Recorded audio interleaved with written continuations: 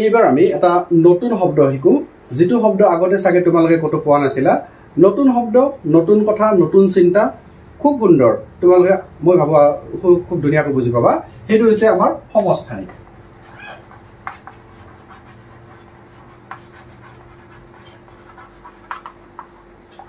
সমস্থানিক সমস্থানিক মানে ইংৰাজীত যাক আইসোটোপ বুলি কোৱা হয় এই কথাটো অকমান বুজাৰ কাৰণে চেষ্টা কৰা সমস্থানিক মানে আমি চাবাছো যে বিজ্ঞান আৰু গণিতত কেতিয়াও কাৰো যেনে ধৰ তোমাৰ নামটো আজি হয়তো মা দেউতাই ভাল লাগি থৈছে নহয় জানো কিন্তু বিজ্ঞানত বা গণিতত কোনো এটা শব্দ কাৰো ভাল লাগিছে কাৰণে থোৱা নাই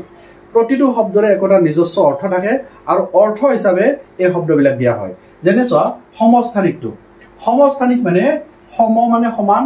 স্থান হা সমস্থানিক মানে সমান স্থানত থকা কোনোবা কিবা কথা কোৱা হৈছে মানে কোনোবা মৌল এটাই দেখাত দুটা মৌল থাকিব অথচ একেটা জায়গাত থিয়তে থাকিব সমস্থান মানে সমান স্থানত একে স্থানত তেওঁলোকে থাকিব যেনে আমি এটা উদাহৰণ লওঁ হাইড্ৰোজেনৰ ক্ষেত্ৰত হাইড্ৰোজেনত প্ৰোটন কিমানটা থাকে এটা থাকে আমি এটা লিখিম হয়নে আৰু ইলেক্ট্ৰন কিটা থাকে এটাই থাকিব আৰু নিউক্লিয়াছত হৰ সংখ্যা তাৰ 1 তাৰমানে ইয়াত কি জানে নিউট্ৰন নাই 1 - 1 0 হৈ যাব নহয় ইয়াতে নিউট্ৰন নাই এইটো এটা এক্সেপচনেল কথা যে হাইড্ৰোজেনৰ ক্ষেত্ৰত ইয়াতে নিউট্ৰনটো নাই অকল প্ৰোটন আৰু ইলেক্ট্ৰনটো আছে প্ৰোটনটোৱে আমাৰ কেন্দ্ৰত আছে ঠিক আছে এতিয়া দেখা পোৱা গৈছে প্ৰকৃতিত এই হাইড্ৰোজেনটো তিনিটা ৰূপত আছে যেনে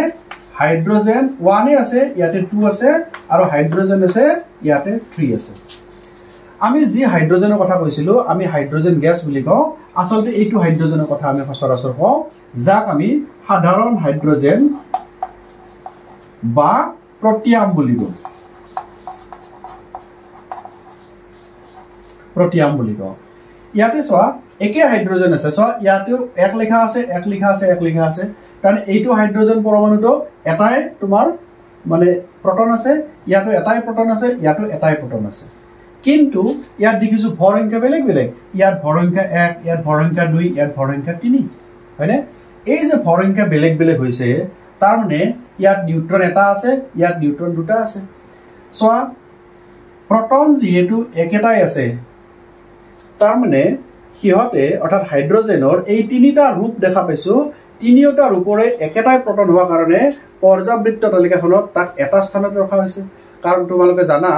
যে আধুনিক যিখন পৰ্যাবৃত্ত তালিকা পৰমাণু ক্ৰমাংকৰ ওপৰত ভিত্তি কৰি সজোৱা হৈছে তেনে যাৰ যিমান পৰমাণু ক্ৰমাংক হিমান স্থানতে ৰখা হৈছে হাইড্ৰোজেনৰ এক পৰমাণু ক্ৰমাংক মানে প্ৰোটন এটাই আছে তাক এক জায়গাতে ৰাখিব কিন্তু এক জায়গাত ৰাখতে তিনটা মৌল পাই গলো ক'ত ৰাখিম তিনিওকে তো সেই ক্ষেত্ৰত আমি এটা নতুন কনসেপ্ট আনিব লগা হৈছে যে একে অৱস্থানত থাকিলেও হিয়তৰ তিনিটা বেলেগ বেলেগ ৰূপ দেখা পাইছো যা কোৱা হয় সমস্থানিক বুলি পাইছানে এইটোৰ নাম সাধাৰণ হাইড্ৰোজেন বা প্ৰটিয়াম নৰমালি আমি কোৱা হাইড্ৰোজেনটো এইটো নাম হৈছে ডয়টেৰিয়াম আৰু এইটোৰ নাম হৈছে ট্ৰিচিয়াম বা লিখতে তৃতীয়াম লিখে মাত্ৰ ট্ৰিচিয়াম আমি কিন্তু ট্ৰিচিয়াম বুলিয়ে পঢ়িছিলো সাধাৰণ হাইড্ৰোজেন বা প্ৰটিয়াম ডয়টেৰিয়াম আৰু ট্ৰিচিয়াম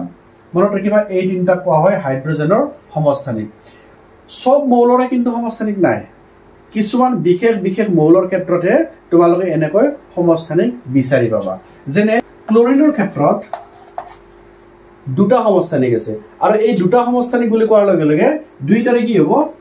পৰমাণু ক্ৰমাংক একে হ'ব লাগিব কাৰণ আমি কৈছো সমস্থানিক মানে সমান স্থানত থকা মৌল হ'ব লাগিব সো দুইটাই একেটা স্থানত আছে আৰু তাৰ স্থানটো হৈছে 17 মানে পৰমাণু ক্ৰমাংক 17 এটা হিয়তৰ ভৰ ক্ৰমাংক বেলেগ বেলেগ ভৰ ক্ৰমাংক মানে এইটো ক্লোৰিনৰ হৈছে 35 আৰু এইটো ক্লোৰিনৰ হৈছে 37 অৰ্থাৎ এই দুইটা হৈছে ক্লোৰিনৰ সমস্থানিক আৰু এই দুইটা সমস্থানিকৰ ক্ষেত্ৰত আমি মাতিম কেনেকে 17Cl35 17Cl37 এই দুইটা সমস্থানিক পাইছানে বুজি গতিকে আমি আৰু কোনবা মানে মৌলৰ ক্ষেত্ৰত এনেকৈ সমস্থানিক বিলাক পাম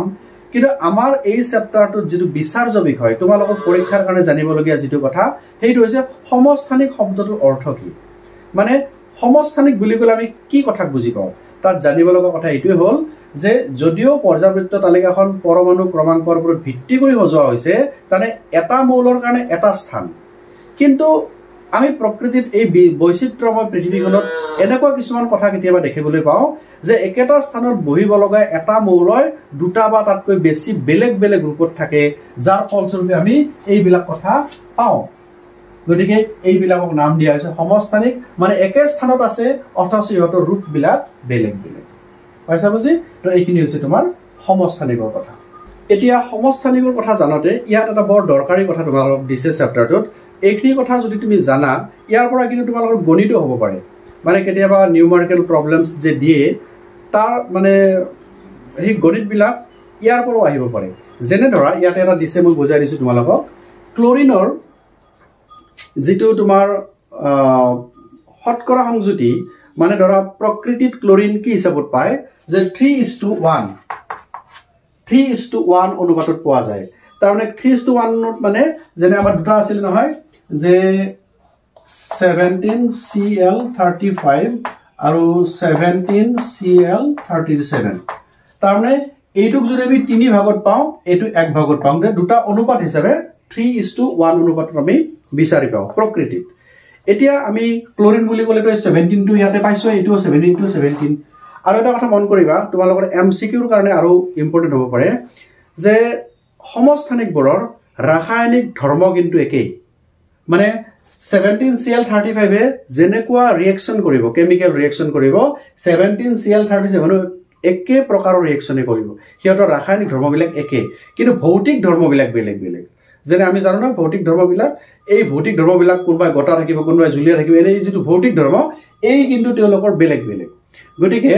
আমি ৰাসায়নিক ধৰ্ম যিহেতু একেই, গতিকে এই ক্ষেত্ৰত 17Cl35 আৰু 17Cl37 কোনটো ক্লৰিন বা আমি বিক্ৰিয়াত অংশগ্ৰহণ কৰাইছোঁ এই কথাখিনি কেতিয়াবা বিচাৰি উলিয়াবলৈ দিগদাৰ হয়। আৰু তাৰে কাৰণে আমি কি কৰোঁ জানানে, আমি দুইটাৰ মাজত এটা গড় উলিয়াওঁ। এটা গড়টো কেনেকৈ ওলাবলৈ চাবা।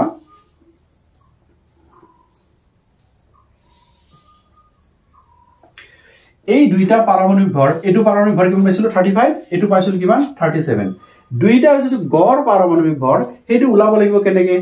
গড় মানে আমিতো জানো যে 3 আৰু 4ৰ গড় কিমান, 3 + 4/2 এনেকৈ লিখি দিব লাগে ন।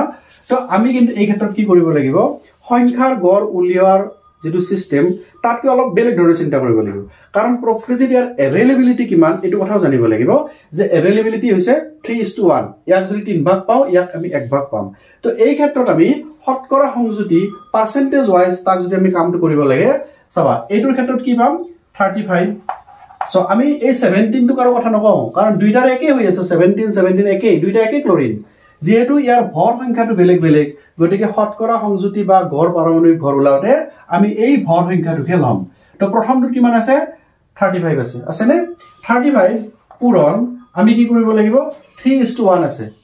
3:1 মানে কেনেকৈ জানে চাবা, 100 আৰু 75। এইটো কি হ'ল বুজি পাইছানে? এইটো হৈছে কি, তুমি যেতিয়া এটা অনুপাত পাবা, দুইটাক যোগ কৰি আছো 3 + 1 কি হ'ব 4,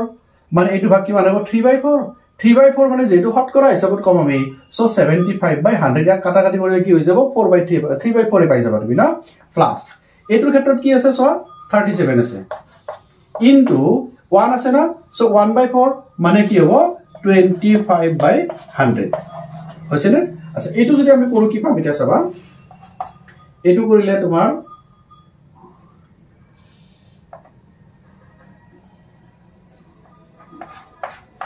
25 3 গুণ 25 4 গুণ ন, যিটো আছিলে আমাৰ। তো এতিয়া হ'ব এইটো 4,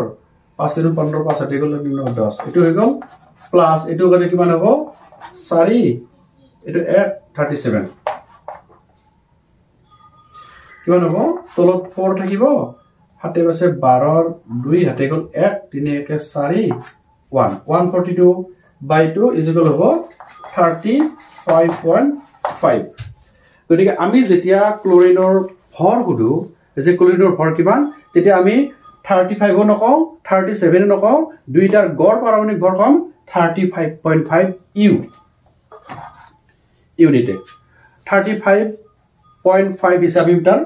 গড়টো কম। বুজি পাইছা নহয়? কাৰণ আমি দুইটাই ক্লৰিনৰে আমি অৱস্থিতিটো গ্ৰাহ্য কৰি তাক ল'ম কোনটো গড় হিচাপে ল'ম, আৰু সেই গড় মানটো হৈছে 35.5। আৰু এই গড়টো ওলোৱা হৈছে কেনেকৈ, ডাইৰেক্ট 35 প্লাছ 37/2 এনেকৈ কৰা নহয় এইটো কেনেকৈ কৰা হ'ব শতকৰা যিটো মানে এভেইলেবিলিটি দিয়া আছে ইয়াৰ ওপৰত বেছ কৰি পেলাই আমি ওলাব লগা হ'ব ঠিক আছে সো মই এই চেপ্টাৰটোৰ লাষ্ট যিটো টপিক এই কথা এই টপিকটোৰ ওপৰত মই কিছু কথা ক'ব বিচাৰিছো আৰু সেইটো হৈছে সমভাৰী সমভাৰী ইংৰাজীত কোৱা হ'ব তোমাৰ আইসোবাৰ বা সমভাৰী এই কথাটো সমস্থানিকৰ ঠিক বিপৰীত সমস্থানিকত কি কৈছিলো আমি যে 17Cl35 আৰু কৈছিলো 17Cl37 ইয়াত দেখিছিলো যে ইয়াত পৰমাণু ক্ৰমাংক একে কিন্তু ভৰ ক্ৰমাংক বেলেগ বেলেগ কিন্তু সমভাৰীৰ ক্ষেত্ৰত উল্টা কথাটো সমভাৰী মানে ভৰ সমান হ'ব লাগিব তো ভৰ সমান ঠিকই আছে কিন্তু পৰমাণু ক্ৰমাংক বেলেগ বেলেগ যেনে চাবা তুমি এটা উদাহৰণ হিচাপে চোৱা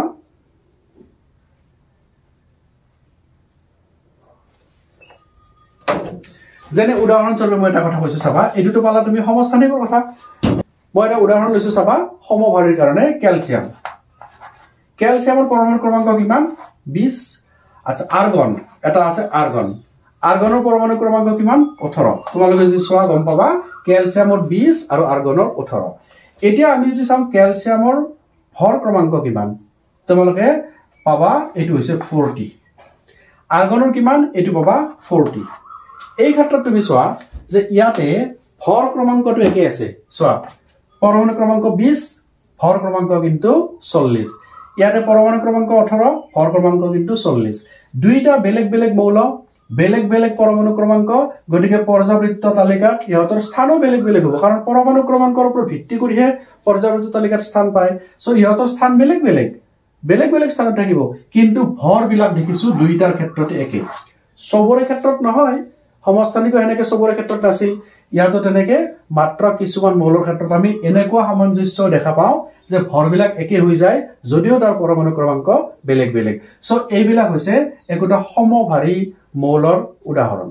পাইছানে বুজি সো ক্যালসিয়ামৰ ক্ষেত্ৰত দেখিছো এনেকুৱা ইয়াতো দেখিছো আমি এনেকুৱা ইয়াত তোমালোকে এতিয়া নিউট্ৰন ক'ব পাৰিবানে কিমানটা আছে প্ৰটন 20টা আছে ইলেক্ট্ৰন 20টা আছে ঠিক আছে এতিয়া নিউট্ৰন কিমানটা হ'ব জাস্ট 40 ৰ পৰা 20 টো বিয়োগ কৰি দিয়া কিমান থাকিব 20 থাকিব তানে ইলেক্ট্ৰনো 20টা থাকিব প্ৰটনো 20টা থাকিব নিউট্ৰনো 20টা থাকিব কাৰণ